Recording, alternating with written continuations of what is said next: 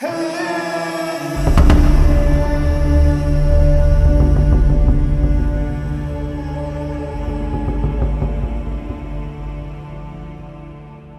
back to the Deep Dive. For those of you who've been following along with us on this pretty radical journey, we're deep into the blueprint for a sociedad que no precisa de donos, the society that needs no owners. That's right. And it's not just abstract philosophy. We're talking about a detailed architectural plan for, well, a whole new way of living together. We've laid out the foundational stuff, the why behind it, the economic engine, survival in an age of multiple crises. Today we hit chapter 6. And the source material frames this one differently. Not just another part of the system, but the actual engine driving it all. Education. Exactly, the generative engine. Because if you're redesigning society from the ground up, how you raise and educate the citizens becomes absolutely central. So our mission today is kind of fourfold. First, we need to tackle the source's critique of current schooling. And it's pretty scathing. It doesn't pull any punches, no? Second, we'll explore the alternatives that inspired this new vision, the sort of best bits from different educational thinkers and traditions. The mosaico, as the source calls it, learning from those who dared to be different.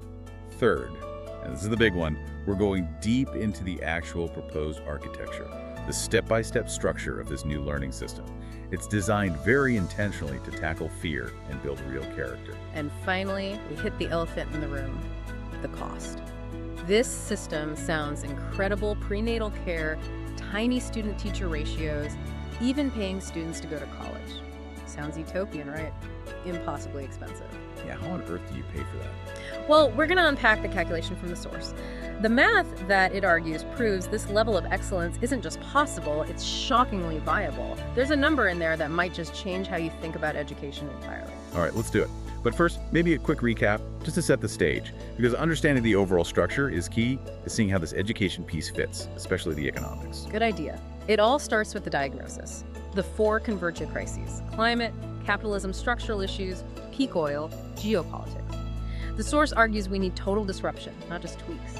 And the root of that disruption from chapter 1 was redefining the problem. Money wasn't just money, it was the original sin representing our lifetime, Timota Vita. Right. And the current system, a power pyramid with central banks on top, basically engaging in financial cannibalism, money, fighting money, creating huge inequality. Which led to the need for a new north in chapter 2, shifting society's goal away from profit towards integral well-being, built on those 3 pillars: dignity, regenerative harmony with nature, and this balance of essential equality and individual freedom. So how do you actually build that? Chapters 3 and 4 gave us the physical model, the célula estado, these self-sufficient communities, around 25,000 people each, human scale. And the design is clever. It's built around Dunbar's number, about 150 people, the limit for stable social ties, condos, neighborhoods, structured so you actually know the people making decisions with you. Which enables genuine, direct, participative democracy, real-time, face-to-face, or at least community level. But it's more than just social trust. That compact size, that replication model, is the secret sauce for efficiency. Remember the 15-minute city concept? Killing commute times. Yeah, getting rid of the tyranny of distance. That, combined with capping the size, is what breaks Geoffrey West's power law. And this is crucial for understanding the economics later, including that education budget. Okay, pause there. Let's quickly unpack West's power law again. Why is breaking that specific mathematical relationship so vital for the whole model's efficiency? West basically showed that as cities get bigger, linearly, population doubles. Say the problems grow superlinearly. Crime, infrastructure strain, the sheer bureaucracy needed just to keep things running, it all scales faster than the population or the economic output. So bigger cities inevitably become more inefficient, more resource intensive just to maintain themselves? Exactly. It's a recipe for collapse or, at best, grinding administrative overhead, a huge drain on time and resources. So the cellula stato, by saying, okay, 25,000 is the limit, then we replicate, we don't grow bigger. It freezes that complexity curve. It keeps the administrative overhead low and predictable. You avoid creating that bureaucratic monster in the first place. And that unlocked potential is massive. It's the foundation for the economic liberation in Chapter 5. Right, the moeda de verdad. The currency is time itself. By stripping out all that administrative bloat, finance, endless bureaucracy, advertising, profit margins, taxes, the actual necessary work plummets. It drops to just 4 hours a day. That's the calculation. 2 hours for essentials, 1 for resilience building, 1 for personal projects or leisure. It's radical liberation of time.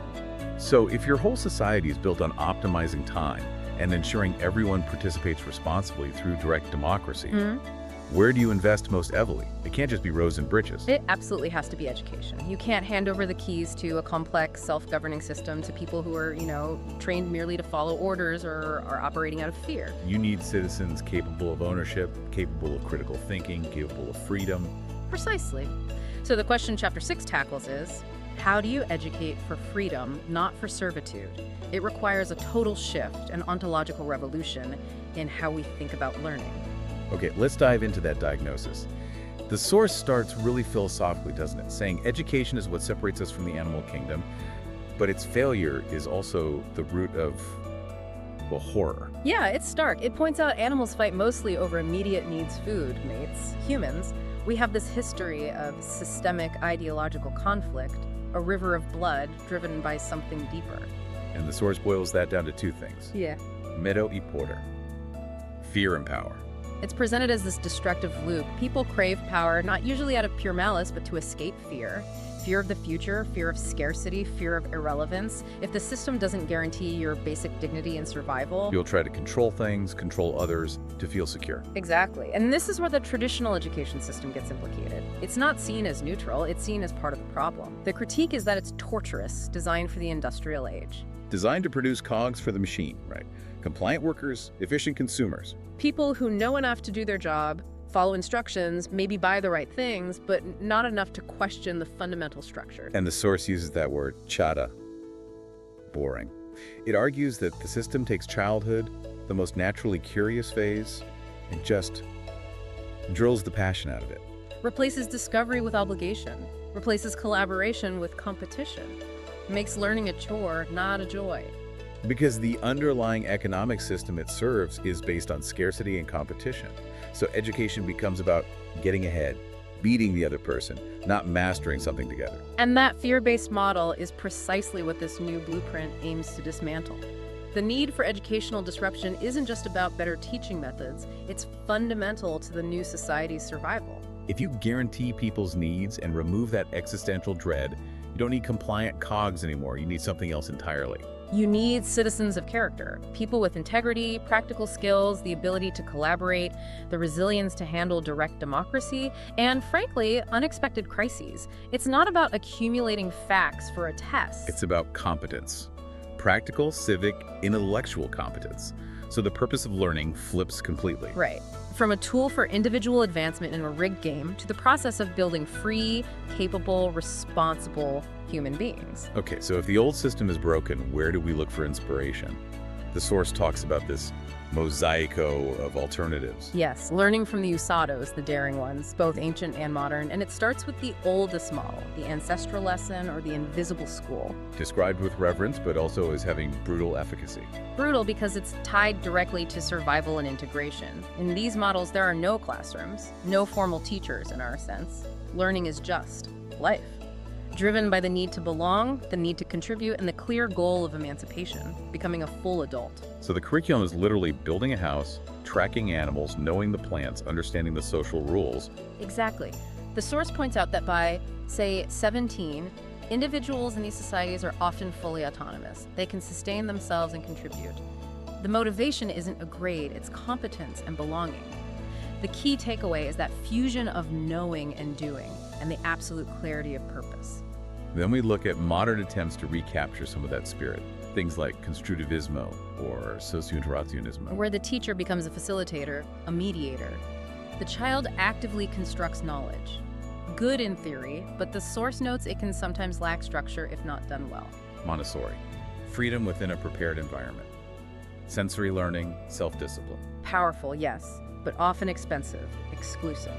And it highlights the friction transitioning kids from that freedom back into rigid, standardized systems can be tough.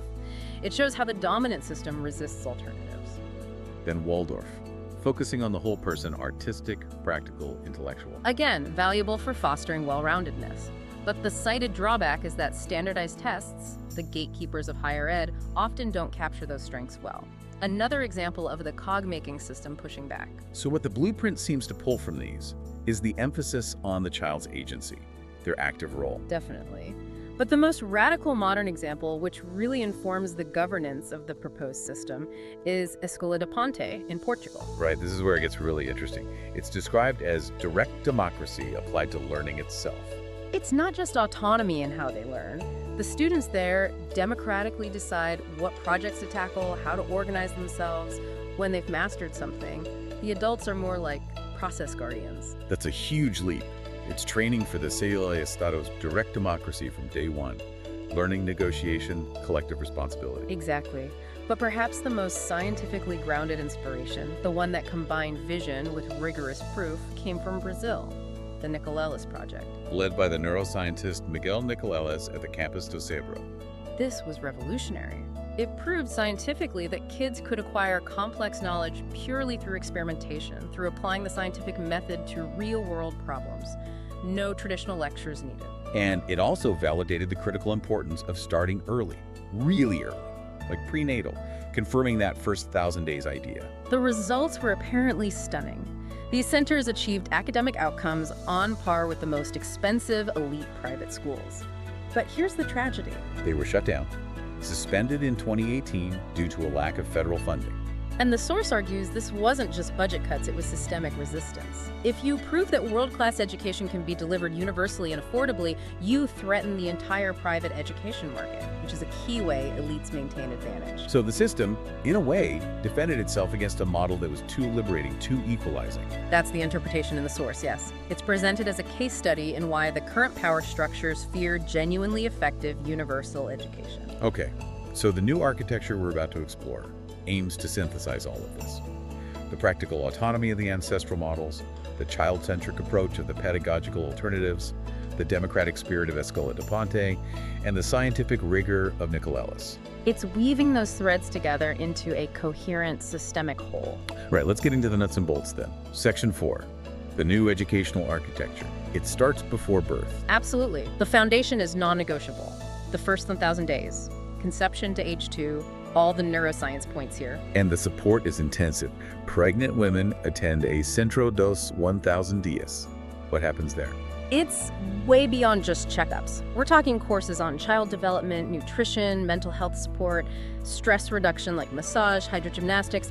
It's holistic care for the mother because her well-being directly impacts the baby's neurological development. And after the birth? The support continues intensely. Technical assistance at home, think community members rotating to help with childcare, let parents sleep, basic chores. There's even an option for the mother to stay at the center for a bit, internamento, if she needs serious recovery time. And the logistics, diapers, toys, cribs, all shared. Communally managed, high quality, safe, non-toxic stuff. Maintained, shared.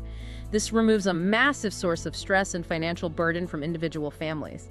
The goal is the absolute best start for every child, period. No economic barriers. Okay, so after age 2, they enter the dual base. This is where the formal schooling starts, but it sounds like it's about more than ABCs. Much more. The core mission, shared explicitly with parents, is character formation. This is the training ground for citizens of a democracy. It has 2 main pillars. Civic education, the art of living together. This is ethics, empathy, responsibility, celebrating diversity, understanding your role in the community. And it's grounded in that secular regra de oro, the golden rule. Do unto others, yeah. A simple, universal, ethical baseline, but it's also very practical. Big focus on reparation and second chances. Yeah. The idea that error e humano, making mistakes, is human. But you have to fix it. You're responsible for repairing the harm, restoring the social contract. Yeah. Takes the shame out, replaces it with responsibility. Exactly, and they learn the rules of the road for this society. The time-based economy, how value is created and shared, and crucially, the limits of the planet, resource constraints, ecological balance. These are core concepts from the start. Pillar 2 sounds more practical. Education for life, the manual of survival and prosperity. This is about competence in the real world. Yes, domestic autonomy, cooking, cleaning, basic repairs.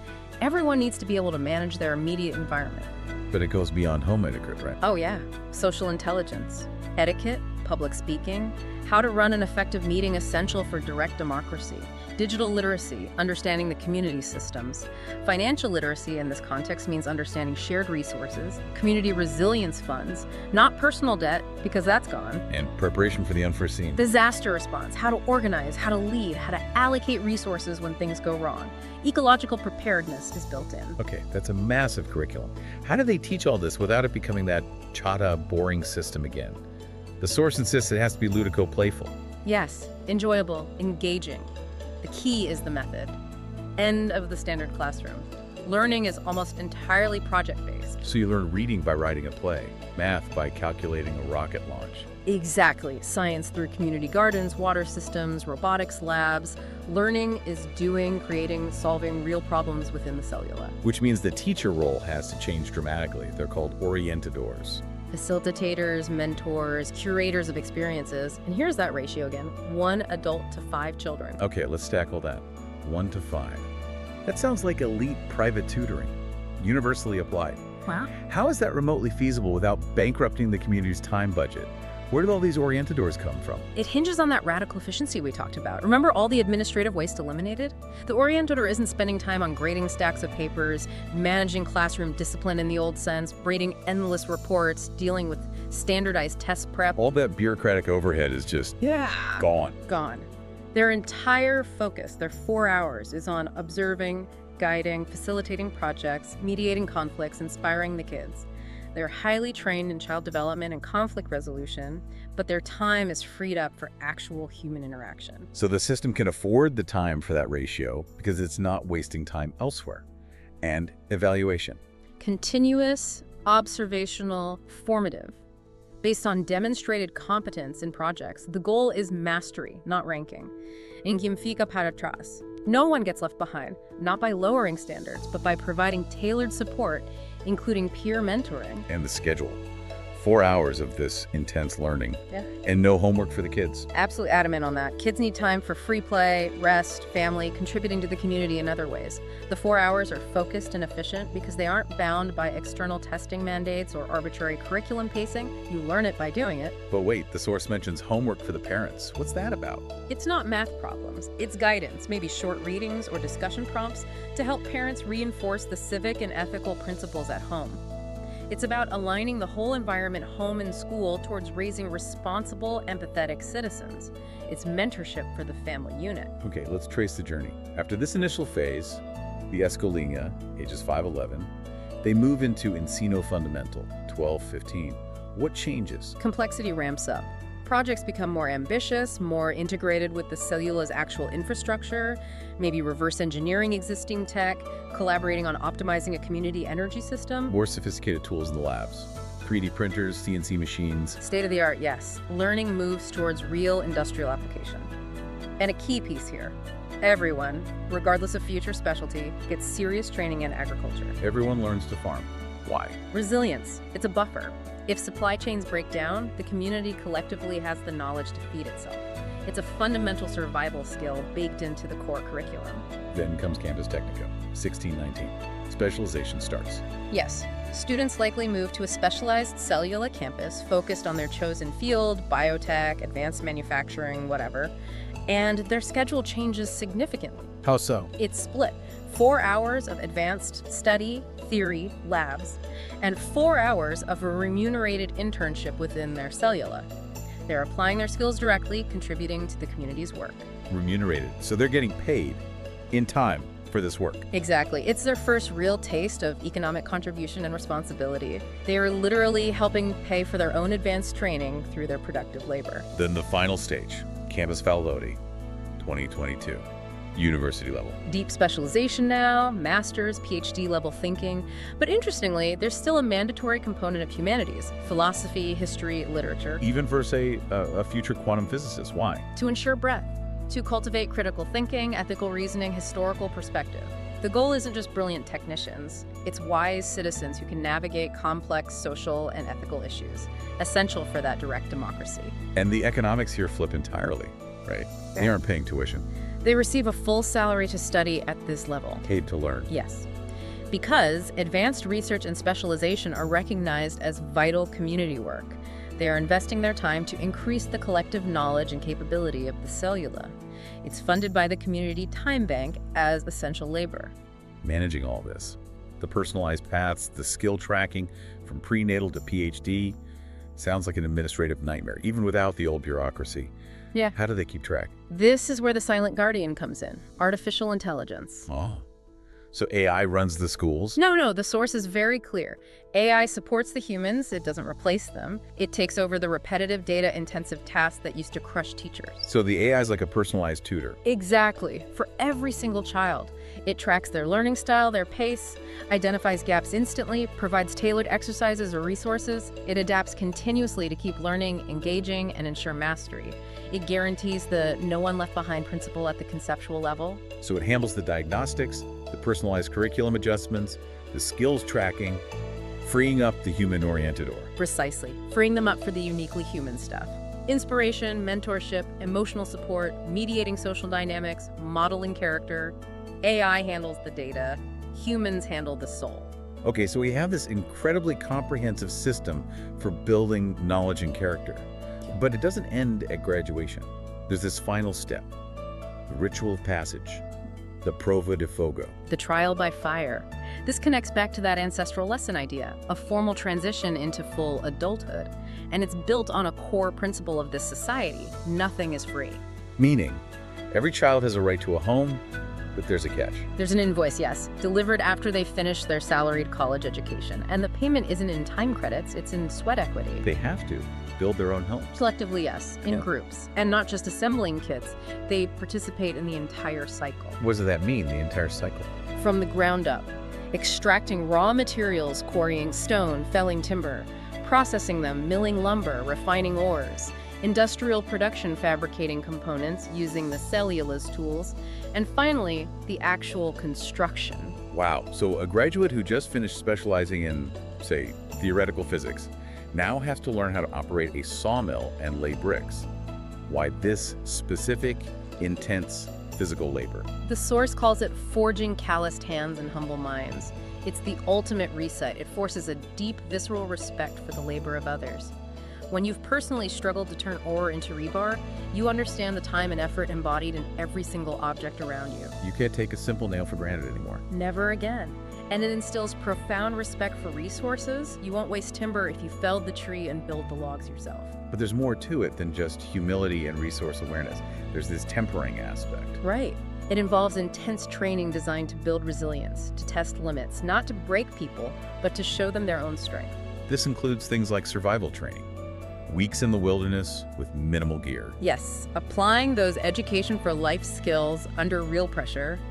And the construction phase itself is deliberately made challenging. How? Like building under simulated emergencies. Exactly. Working at night, under stress, maybe simulated bad weather, dealing with firm commands from supervisors, it's intentionally chaotic. That sounds brutal, especially right after finishing years of study. What's the justification? Preparing them for disaster relief. The Cellula Stato model assumes ecological or other crises will happen. When they do, the community needs people who can function effectively under pressure, follow commands, organize quickly, build essential structures, fast. So this isn't hazing, it's practical training for civic defense and resilience, essentially. That's the frame. They emerge not just knowledgeable, but tempered. Plenos adultos, full adults, humble, empathetic, resilient, understanding the true cost of things, and ready to participate fully in governing the cellula. The knowledge has been fused with character through shared, difficult, practical experience. And it acts as a political safeguard. The people voting on major projects and resource allocation have personally felt the effort required to produce basic infrastructure. Okay, we've built the system, prenatal to full adult. Now, the big question, the economics. This sounds amazing, but surely impossibly expensive. How can a society provide universal elite education, 1.5 ratios, paid college? Yeah, the skeptic, quite reasonably, throws their hands up here. The source acknowledges this. Think about current costs, elite private schools, even basic ones, cost a fortune. Thousands per month in many places. So how does this blueprint claim to provide something far superior for everyone, basically for free to the family? Where does the value, the time, come from? The source presents a detailed calculation. It models the demographics, factors in the time cost for all personnel, orientadores, support staff, specialists, the infrastructure, materials, the college salaries, everything. Then it averages that total time cost across every productive member of the society. Okay, moment of truth. The total collective investment per active person per day required to fund this entire system, expressed in time. The calculation comes out to 0.44 hours per day. 0.44 hours. Let's carry the one. But 26 minutes. 26 minutes of work per day, per active person. 26 minutes. To fund universal, cradle-to-career, elite-level education and character development, that number just hangs there, it seems. Unbelievable compared to the current reality. It does. Think about the hidden time costs now, worrying about tuition, student loans, the time spent navigating complex financial aid, parents working extra jobs. It's hundreds of hours of mental and actual time debt. So how? What makes this seemingly impossible math work? The source highlights three main reasons, right? Yes, 3 fundamental systemic efficiencies. Let's break them down. You want to take the first one? Okay, number 1, elimination of the administrative giant. This feels like the biggest piece. It's huge. We're not just talking about cutting school administrators or tax collectors. We're talking about removing the entire financial sector as we know it. Banks, investment firms, insurance companies, advertisers, stock markets, credit card processors. All the layers whose job is basically moving money around, managing debt, calculating profit, arguing over taxes. All of that time, potentially 25–30% or even more, of all labor in the old system, according to some estimates cited, is simply repurposed. It goes from managing artificial scarcity and profit extraction to, well, useful things, like having enough adults to properly mentor children. That freed up time is a massive dividend. Okay, number 2.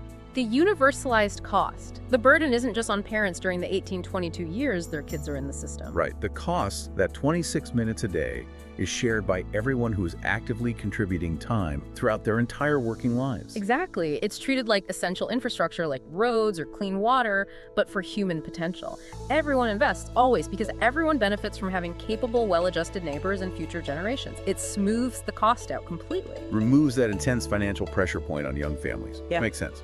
And the third reason. The fundamental shift in purpose. The goal is well-being, not profit. Education stops being a commodity, a market where you charge as much as possible. Once you remove the profit motive, the need to generate surplus value for shareholders or owners. The cost collapses to the actual time required for the labor and materials, nothing more. No inflated prices, no marketing budgets, no dividends to pay out. You're just funding the necessary work directly. So the conclusion the source draws from this calculation, it's pretty definitive.